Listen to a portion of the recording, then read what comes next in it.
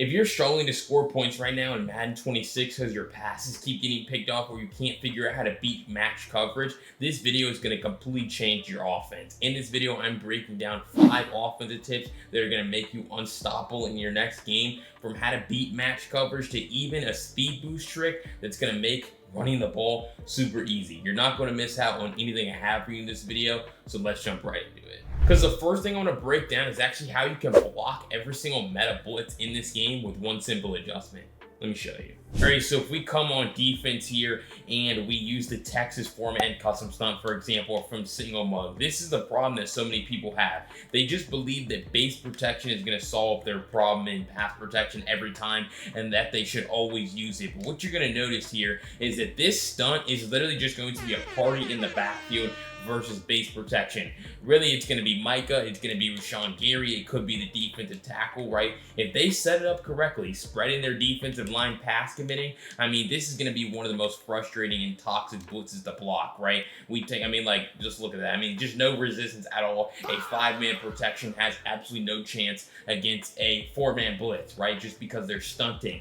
But really, when you switch to empty protection, this is going to be a little bit easier to block, right? It's going to be really a night and day noticeable difference. It's going to just consistently give you more time to throw. So boom, we're going to take this snap now, and you're just going to notice how same stunt, different pass protection, where we switch over to empty instead of using base, and so we have more time to throw. Now, certainly don't have all day, right? You still have to get rid of the ball, and if you're on defense, what you should take away from this is you should probably still run this stunt, right? Just because you're still able to collapse the pocket even versus empty protection. So it really doesn't matter what pass protection they use. I would still call this, but when you're on offense, you certainly don't want people screaming in your backfield immediately. You want to have time to look up, where you notice how it's the same thing. Those two guys loop around, but this time they get met with blockers a whole lot sooner. Like I said, obviously just now, it's like you still have to get rid of the ball, right? They're still in a one-on-one, so, you know, Micah's in a premier pass rusher, and so he still just sheds very, very quickly.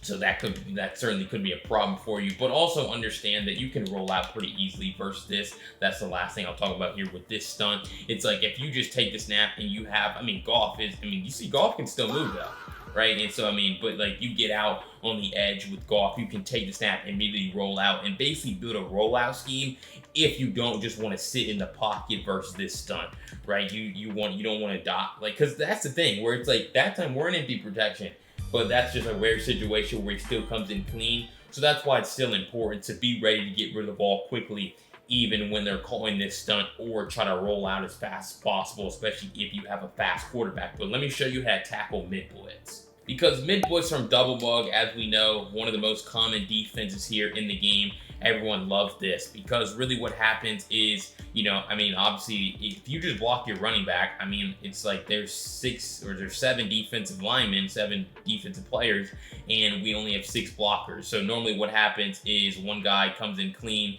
and we're able to, we just get sacked, right? And sometimes though, the A gap rushers come in free. So there's going to be times where if you block your running back, you're just going to see how these guys, and then one of these guys in the middle comes in clean, where you see how right there Jahmyr Gibbs has no idea who he's blocking. He lets Gary come in free. So it's not consistent unless you're using pass protection. So really what I would recommend you do is you're going to half slide your offensive line away from the halfback. So right here, that's going to be to the left, right, half slide. And then you're going to ID the defensive end on, you're going to half slide away from the running back. So like this. And then you're going to ID the defensive end on the halfback side. So now it's going to look something like this. I would also recommend putting a flame icon over the head of their user defender like this. And so now when you block Jahmyr Gibbs, what you're going to notice is he's just going to pick up that man. Now, don't get it mistaken. You don't necessarily want Jahmyr Gibbs blocking Micah Parsons, but it's like if they're going to blitz you, you really don't have a choice, right? So, you see how he gives it his best shot, but you still have to try to get rid of the ball as fast as possible, right? You don't just have all day. Everyone's in a one-on-one. This is a 6-man blitz against a 6-man protection now, and, you still have to be ready to get rid of the ball. So we're going to untarget their user defender. We're going to ID Micah Parsons as the Mike. And so, like I said, it's still paramount that you get rid of the ball very, very quickly right here, because if you don't, you're still going to get sacked very quickly, but at least the blitz will be picked up, right? So if they're in off-man coverage, for example, right, you can pretty much just block your running back, set up the same pass protection, and then be ready to hit a curl route. So boom, take it. You see how, I mean, he's still going to have a tough time blocking our running back Gibbs against Parsons, but we're still able to just hit a very quick pass out there on the sideline. So boom, you see how he's going to get, like, he's just going to get shedded very quickly, but just very, very easy check down out here. We hit it. And so that's why it's important, even versus mid blitz, right? You're able to block the blitz, momentarily block it, but you still have to get rid of the ball very quickly through drags, curls, zigs, whatever you got to hit. But really, that's how you can block custom stunts and mid blitz. All right, I coach players every week here in Madden 26, and way too often they've never heard of freeform passing. It's really the best way to make sure your passes are accurate every time. And let me break it down for you. All right, so the great thing about freeform is it really doesn't matter what play, what formation, what playbook you're in, but you're going to come into settings, game options. You need to scroll into passing mechanics. Placement and accuracy is what we call freeform passing.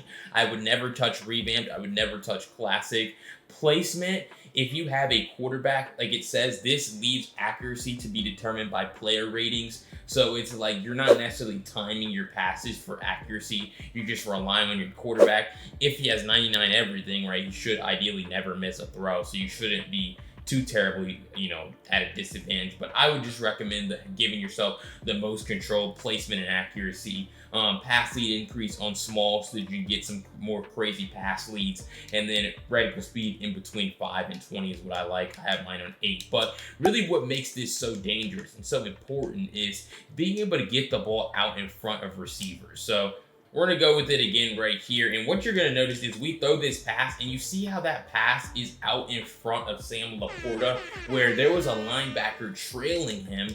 And so if we were to throw that pass behind him, it would have been, a lot easier for them to come up and make that tackle. You see how, once again, pretty much right in front of him, allowing him to catch the ball in stride and turn it into a big game. It's not always going to be like that, right? Those 2 times I'm free-forming it right here. Let's see where, okay, again, right there, it's like we're able to get the ball out in front of Junior Gibbs, which allows him to run after catch and not have to turn his body. Let's see if we get one where, we have to actually turn around right there, where, again, I mean, that was kind of a tight window throw, but he kind of had to turn his body, and that's why that pass got broken up. A great example of this would probably be like a corner route right here. We're going to call a corner route to Amon-Ra St. Brown, and we're just not going to use freeform. We're just going to press the button regularly.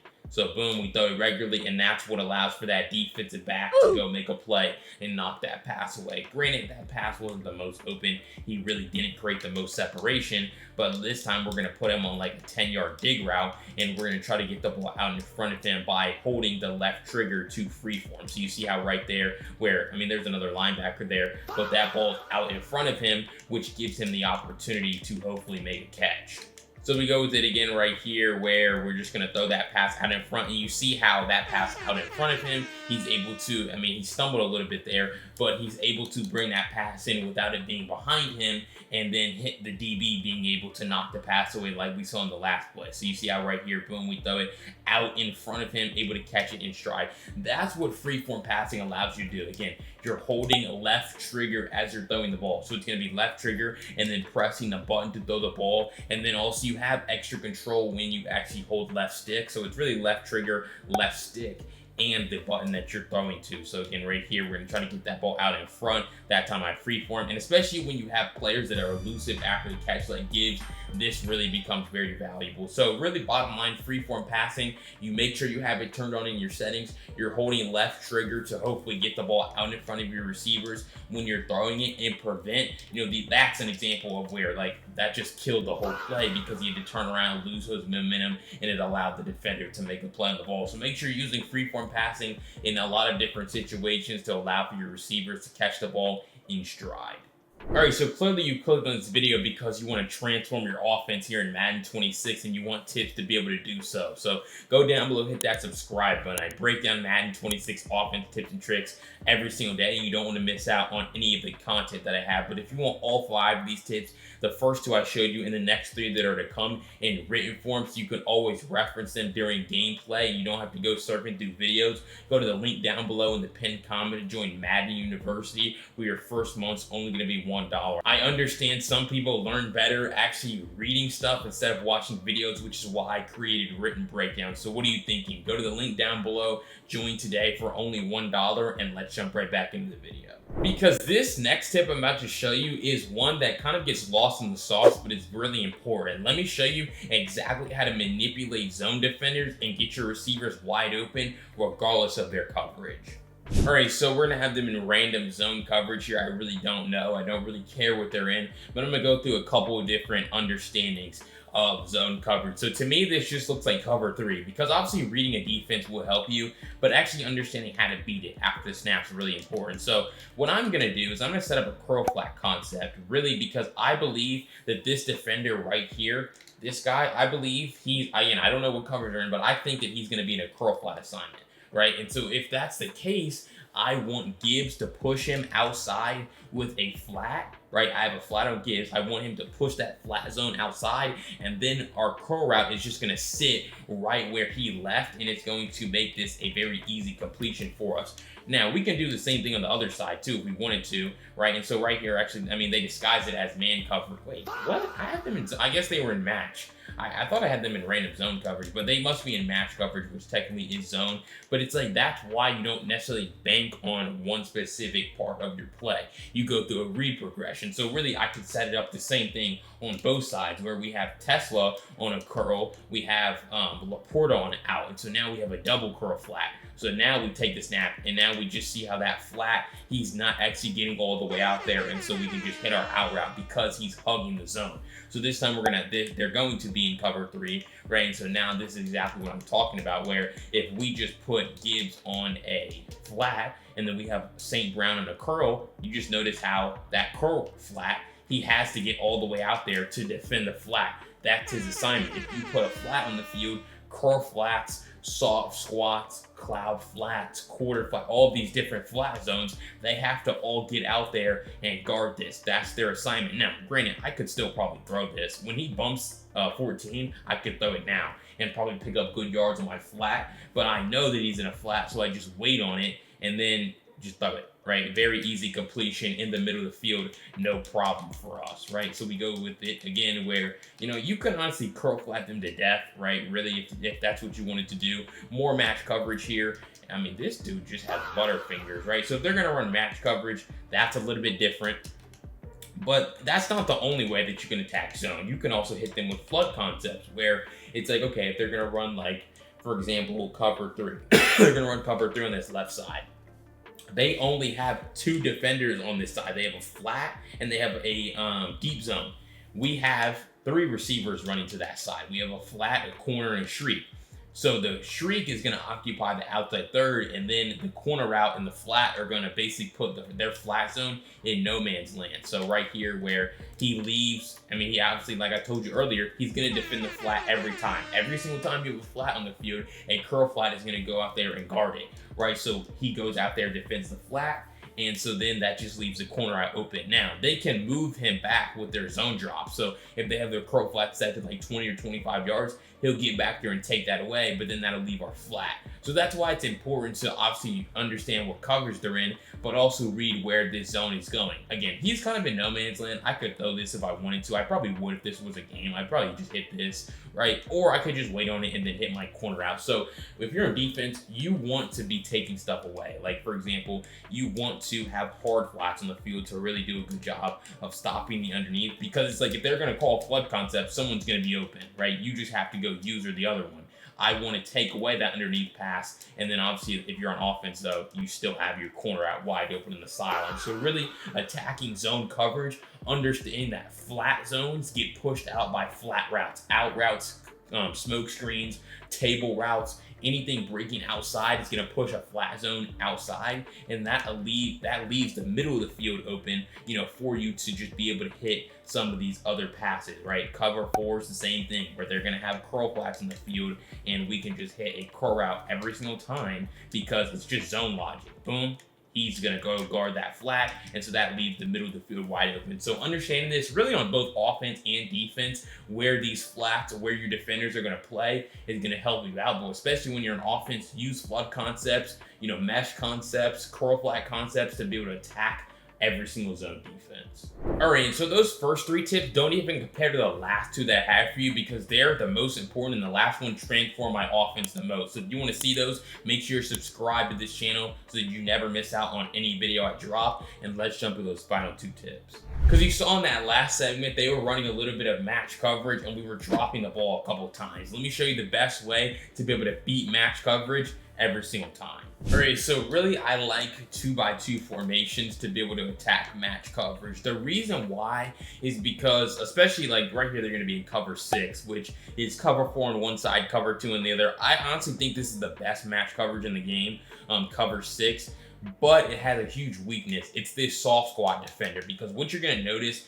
is if I put Tesla right here on a crossing route, this soft squat defender is going to latch onto that and carry that all the way across the field. Honestly, I could have probably still thrown it if I wanted to, but that leaves a huge opening on the left side of the field, right? Or excuse me, on the right side. What you're gonna notice here is when I take the snap, we're just gonna see it where he doesn't carry it. This time he doesn't carry it because I had my out route. The problem though is what you really are trying to do is get him to chase the route all the way across the field and then run a guy. So it would be on the opposite side of the field. So I want Amon-Ra to be on my drag and get out to the flat on that side instead of Laporta, right? So it's the same coverage, but now we're gonna notice, okay, he's gonna chase, and that leaves the drag open underneath where we just have all that room in the sideline. And sometimes you're gonna get a linebacker like right there to match onto that, right, and run with it. But as long as you have faster receivers, it's going to be pretty tough for them. So we'll look at the instant replay again,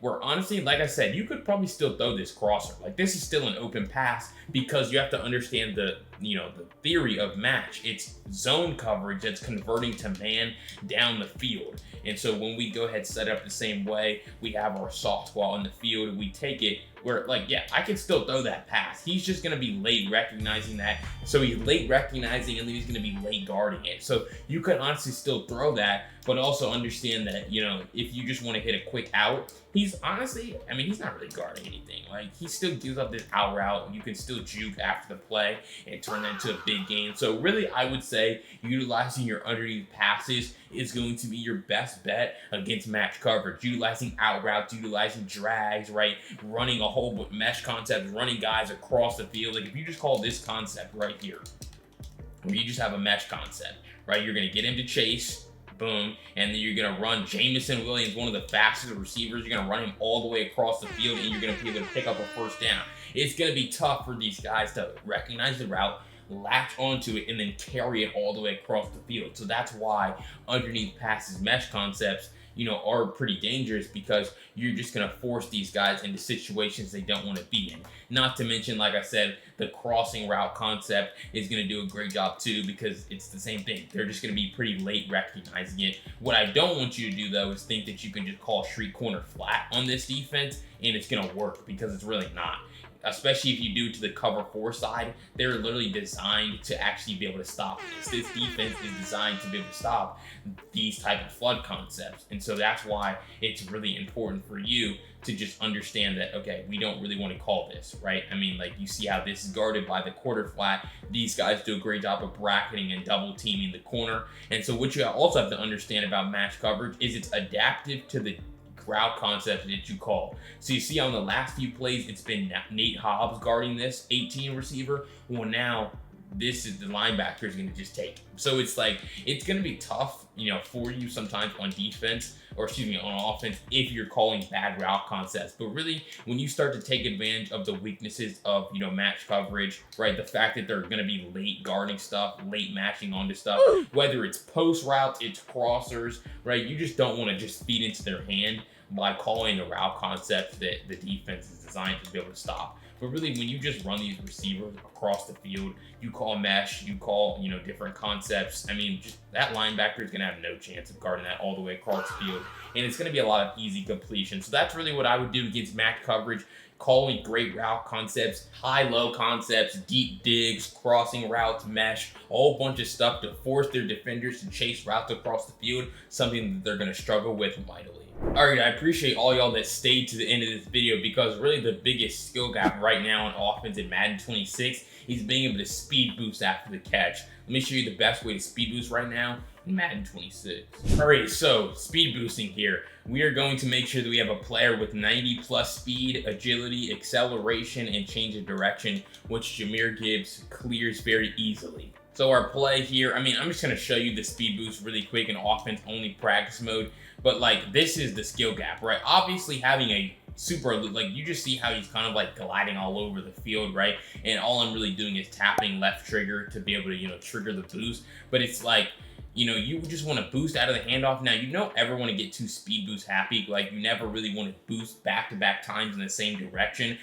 Probably saw it a few times in this video. Like, Jameson Williams can do it really well as well, right? So if we put Jameson Williams on like an out route here, or we're going to throw it to him, and then we're going to just, I mean, like Jameson Williams might be better than Gibbs. I don't know. I mean, you'd have to look at the ratings, but obviously the higher the ratings, agility, acceleration, change of direction, and speed, the more you're going to be able to boost and the better your boosts are going to be, because the reality is some boosts are better than others. So it's not just on run plays, you know, you can also do it after the catch just like that. And so it's really dangerous when you get in the open field. But how you're going to do it is, you know, so on run plays, I always like to do it once I pass the line of scrimmage. So I'm going to take the handoff, and then once I'm past the line of scrimmage, I'm tapping left trigger, and I'm already holding right trigger once I pass the line of scrimmage. You don't want to hold right trigger behind the line, because that's going to make the defensive lineman shed faster. But once I get to the line of scrimmage, holding turbo, holding right trigger, and then whenever you want to boost, you're just going to tap a left trigger, right? And so, like I said, you never want to get too speed boost happy. So we're gliding, we're in a boost, and then we're just trying to you see how we're just constantly gliding. That's why I'm changing directions too. You're using the left stick to kind of aim your joystick where you actually want to run. So take it, boost, I'm going to spin, right? Just because Gibbs has first one free, so his spins are going to be better. But as long as you can control with your left stick where you're kind of going, it's going to be a whole lot easier for you to rip off these really good boosts. Like, that's a great boost out of the handoff. That's another one. I mean, some of them, like I said, are going to be better than others. Sometimes you're really just changing directions, but stamina is important as well, you know, with this. But let's put a defense in the field, because now that there's a defense in the field, it's more about reading the play and getting to your gaps. You see how that should have been a tackle in the backfield. A guy off the left side came in complete clean, but because I saw that, I'm gonna boost the other way. Like right here, I have the lane, and so then I'm just able to speed boost twice. And it's honestly kind of feels like cheating, right? All you really have to do is kind of read the play,